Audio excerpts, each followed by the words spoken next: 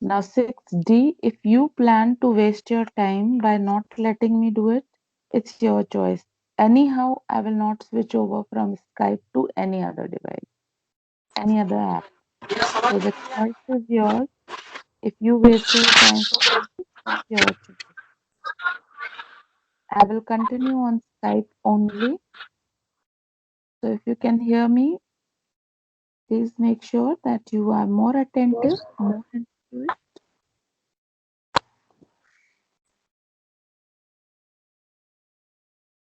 Is my screen on sharing? Can you see my screen? No, ma'am.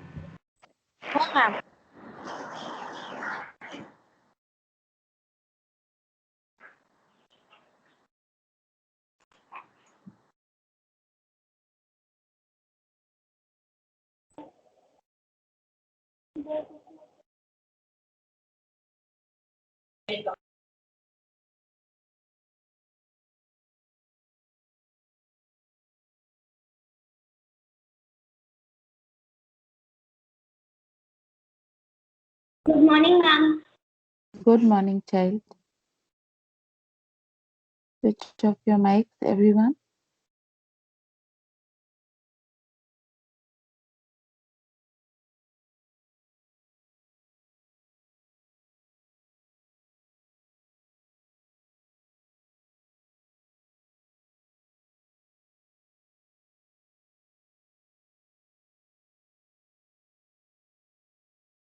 Okay. So, all of you, good morning, class. We begin with our first chapter, History, our Past. Okay. Now we will be doing the introduction, and the introduction tells us history is the study of the events and great men of the past on the basis of available material remains and records. So now history basically deals with everything that is available to us from the past, all the remains. We study the remains, we see the material left by these people, and we work and study accordingly. Now, the word history comes from the Greek word called histo. Now, it is a Greek word. History is derived from a Greek word called histo, and which means know this. That means to know something, to gain knowledge. And historio, the other term, Greek word is historio, and that means learn by inquiry. That means you're curious to know what happened in the past, how people lived, what all were the activities taken up by them, how the people evolved from the ape to a present day man, how this evolution took place. So history can be defined in many ways, but it always studies the life of great men, events, cultures, and civilizations that relate to religion, art, architecture, literature, and philosophy. So basically, history deals with everything pertaining to a man's religion, which religion he followed, what was the art form, what were the buildings and monuments which were in the form of architecture which were present, then the literature, all the written work that that person had taken up, and the philosophy of that person's life in the past. So, history is not limited to the study of life of mighty kings and the battles that they fought, but it is also about the common man, the one who, ordinary person, how he got his food, how he lived, everything is dealt in history. It is not just the mighty kings we talk of, but also of the ordinary men. So basically, in short, we can say that history is the life story of man from the earliest period to the present day. Now, history basically is the study of the events which took place in the past and how the life of a man evolved, how he grew crops, how he studied, how he evolved from a man, from an ape to a present day man. Now, before we move on further, we will highlight this picture, Herodotus. Now, Herodotus, he was the inventor of the term history. He was the man, he was the first person who coined this term as history, and he studied the man in his ultimate. That means he studied the past, how the man evolved, what were his needs, and that is why he's also known as father of history. Herodotus was a Greek historian. He wrote 9 books. Underline 9 books. If you have the books, please underline. Otherwise, rest of you just listen to the lecture. So underline Herodotus, underline history, underline father of history, and then underline 9 books. Now, in the word of Herodotus, history means a study or investigations of the past. So, now what did Herodotus finally tell us? He told us that history is basically the study of the past life, the people, the early man, how he lived, what he did. So, history is also about ordinary people, not just kings, how they got their food, etc. Discovery is discovery of fire by early man. You can see the picture, and then you can see the below picture telling you domestication of animals and agriculture by early man. Now here they are telling you that earlier the man was a nomad. He used to move in search of food from one place to another. Gradually he learned how to kill animals, then how to settle down and domesticate them. Then he knew how to grow plants, and he started agriculture. So these are the various phases of history which were studied, which are even till date studied.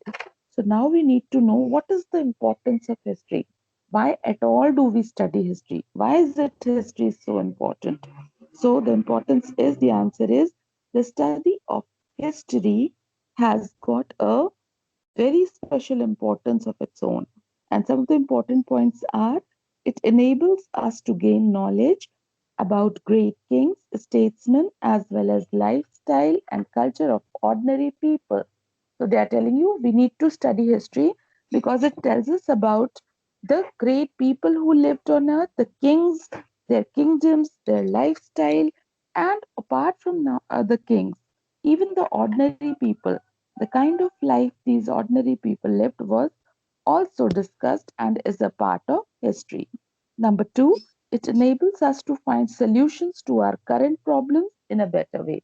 Now, whatever wars happened, seeing the wars of history, whatever happened in history, when we see them, we gain experience. Today, we know that if we go for a war, it will only lead to bloodshed, it will only lead to killing, end of life, death. So it is not good. So all this, what we study from the past, helps us to gain knowledge. Number three, it gives us the knowledge of origin and evolution of. Hello, welcome to Skype call testing service. After the beep, please record a message. Afterwards, your message will be played back to you. Who's trying all this? Keep trying, keep trying. Everything is good. Whatever you do today, will be the sufferer. So there are different languages and dialects. Who's trying all this? Keep trying, keep trying. Everything is good. If you are able to hear your own voice, Okay, so the dialects and the history are also, we come to know the various languages and the dialects, that means the uh, writing patterns which were followed also through the remains and the works of the earlier people. Number four, it teaches a big lesson to man that slavery, racial discrimination, hunger, poverty, illiteracy, etc., are the evils of our society and we need to eradicate them. Now, seeing the past history, we know from the earlier times that slavery, that means making a person your own slave, was never a good thing. The racial discrimination, that means discriminating people on basis of caste, religion, creed, color, is of no use. It will lead to nothing. Hunger, poverty, illiteracy, uneducated people, all these are the social evils of the society even today, and we need to eradicate them. Eradicate means to remove them. History helps us to remember about our past glory that keeps it preserved. So history preserves our past. Whatever happened in the past could be cherished and followed and could be looked forward. The study of the past is so closely knit into the present that we cannot ignore it. Now, till we do not know how a man evolved, how we will know what is his present condition. If we did not know that man evolved from an ape, from a gorilla, then how we will know the past? How we know the present if we do not know the past facts? So coming to the next heading, the time. Now in history, knowledge of the dates of the past events gives an idea of their correct sequence. By this we can learn about the progress of events more clearly. Now whichever incident happened in whichever order has to be dealt very clearly. So the dates play a very important role in history. And since we are dealing with the ancient history, the early man history, there are two terms which we need to know. The dates were calculated with these two facts, ordering of past events by BC and AD. Now BC stands for before Christ. So the full form of BC is before Christ and the full form of AD is Anno Domini. Now, Anno Domini is a Latin word and it means in the year of our Lord. Now, BC was before Christ. That means a specific date when the Christ was born was taken as a constant date. And any event which happened before it was known as before Christ, BC, and anything which happened after that it is known as AD, that means Anno Domini, which means in the year of the Lord. The dates followed by the letters BC go backwards. Like supposing a very simple example, supposing this is 2021 and supposing I am born in this year. Okay. Now, supposing a child who's born just 1 year before me. So that means I am if I have my date from 21, the child will be just 1 year elder to me. Now, the child born in maybe say uh, 2 years behind will be 2 years elder to me. So the dates in BC they go backwards. Okay, whereas in dates when we talk of dates in AD they move in proper order the way the numbers move. Now sometimes CE that means common era. Please underline all these words. Underline BC which stands for before Christ. Underline AD which stands for Anno Domini and which means in the year of our Lord. Then underline CE which is common era and BCE which means before common era are also used in place of AD and BC.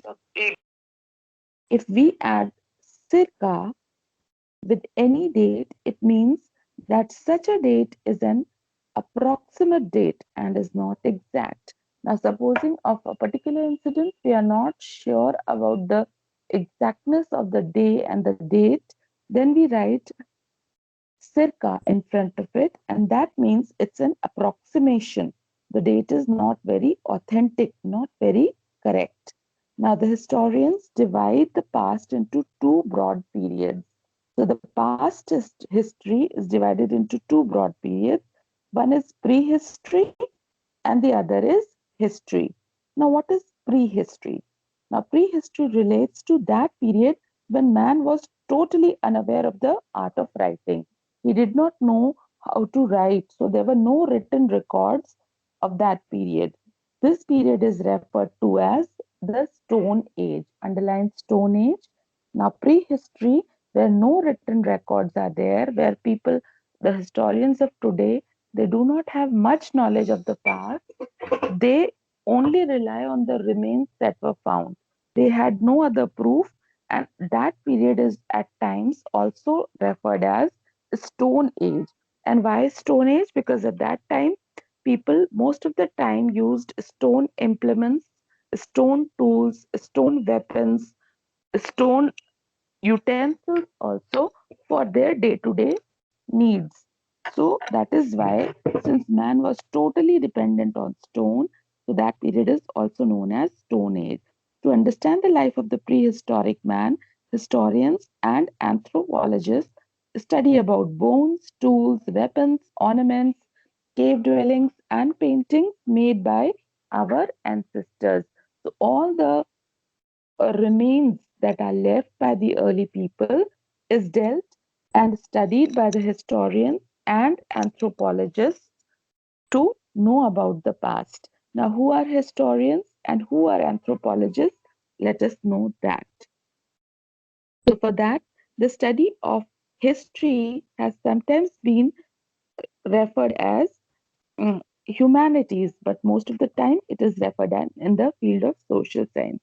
So, historians are those people who study the past, who study the social science, okay, the art of how man lived, how he evolved.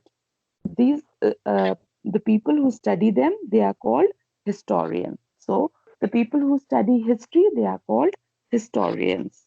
Now, what is anthropology? Now, anthropology is a subject which studies, please switch off your mic, the physical evolution of human beings since they evolved from ape like creatures. A scholar who studies the story of man's progress and civilization in a systematic way is called a historian. So, an anthropologist is a person who is studying the physical evolution, how the man evolved, what all changes he had to face. That is studied by an anthropologist. There is a historian who is studying the overall progress and development of man from the past till the present day is the historian. Now, the history, as we know, has been divided into two periods: prehistory, where no written records are there, then the second is history. The period for which written records are available is known as history. It is generally studied under three headings: ancient history, medieval history, and modern history. Now, as the words tell you, ancient means of the olden times, medieval means middle, modern means the latest history. Okay. The written records provide details such as dates, events, names of people, and places, and so on. So, history deals with the written records, whereas prehistory, there were no written records. People did not know the art of writing also at that time. So these are the few things that we need to remember. Okay. Now coming on to geographical framework. That means the geography of a place is always very important. Now in India, can you see this map here? In India, we know it is a land where we have different geographical factors. What is geography? Geography is basically the study of the landform where we live, the kind of land we have, soil type, the vegetation, the rainfall, not only that, the heavenly bodies, our earth, all this is studied in geography. So they are telling you that geography has affected the people while they were studying history. That means those who study history, they need to know the geography of the place. So let us see. Geography has had a great impact on human society since ancient times. There is a close relationship between physical conditions and historical phenomenon. In fact, history without geography is incomplete. Now, very simple. You answer me this. Those, supposing in India, living on a mountain, living in Himalayas, is that easy? Or living on a plain, flat land? Which is easy? Can you answer me, one of you? Ma'am, living in a plain land. Ma'am, living in a Very plain good. flat land. Very good. Living on a plain, flat land is easier. Now, come asking another question. Living in a desert is easier, or living near a water body is easier? Ma'am, water bodies. Very true. So basically we know. Got it, got it. Switch off your mic. Thank you for being so alert and bright. I'm so touched that my children are listening very nicely, and I'm so moved. If you listen to the lecture, I'm sure you will understand every word of it. So now, coming back to the fact, so the geography of a place, that means what kind of conditions are there. Please switch off your mic. What kind of living conditions are available will make people live those in those places which are favorable. Supposing there is a water body, a river flowing, so most of the people would live next to the river. Why? Because water supply is there. And thinking of a desert, they would not prefer. Life would be very difficult on a desert. So there will be lesser settlements. So this is what happened. In history, in the ancient times, the early people, they settled near the Gangetic plains, near the river Ganga, near Indus River, which is now in Pakistan. See here, this is the Indus River. So there were settlements seen in earlier times near the water bodies. So let us see how the geography of a place affects the living conditions, and it has played a very important role in history as well. Number one, the Himalayas. The Himalayas have been a great barrier against reaching India. Their existence did not allow any invader to have dream of conquering the northern regions beyond the Himalayas. The northwestern ranges of Himalayas are not very high. There are large number of passes which enabled many foreigners to enter India. So now presently they are talking of the Himalayas. Their Himalayas have acted as a barrier to stop the other countries to come inside India and invade India in the earlier times. Okay. Then there were certain passes. Now, what are passes? They are the mountain roads, passages built between the high mountains, which were easily available for people to move around. So, those passes helped to people move around, the travelers moved from these mountain passes and they came to India and they went back also. In this way, they helped in trade and commerce. They helped in trading with India and making India more richer in culture. Because once you are coming and going from other country, you are bringing your cultural patterns, way of living, etc., along with you. Coming to the next heading, the Indo-Gangetic Plain. That means the area here, this area. Can you see the Ganga and the Yamuna River? So these areas, the Indo-Gangetic area was the area which was taken as uh, which was taken as a basic factor for any development. Okay, I'll just show you. This area is the area of Indo-Gangetic Plain. So this was the fertile area where many of the settlements took place. Now I'll just quickly read it out for you and you will see the map. Okay, the richness of the soil facilitated the establishment of big empires like those of the Mauryans, the Guptas, and the Mughals. So most of the major empires they took place in these Gangetic plains. These areas, the Mauryans, the Guptas, the Mughals, they all settled in and around this water body, the Ganges. Okay, then we talk of the third heading, the southern India. That means this part of India, the South India. Now, the Vindhya range stands between the north and the south. Now, let me tell you, those of you who do not know, the Vindhya ranges are here. This is the Vindhya range. Okay, now Vindhya ranges divide the country into northern part and southern part. Can you see it clearly? This is the northern part and this is the southern part. So this helped in demarcating the country. Now, South India remained under the influence of the Dravidian culture, even when the Aryans' influence extended widely over the north. In the northern part, it was the Aryans who were ruling, the Aryavarta, as you had heard, whereas in the southern part, it was the people who were there, these were the Dravidians, and they followed the Dravidian culture. Okay, now we talk of the coastal plains. Now, what is a coast? That means the land body which is near the sea. So you can see this is the western coast, which is next to the Arabian Sea. This is the eastern coast, which is next to the Indian Ocean, and this is the eastern coast, which is next to the Bay of Bengal. So there were three water bodies surrounding this peninsular India.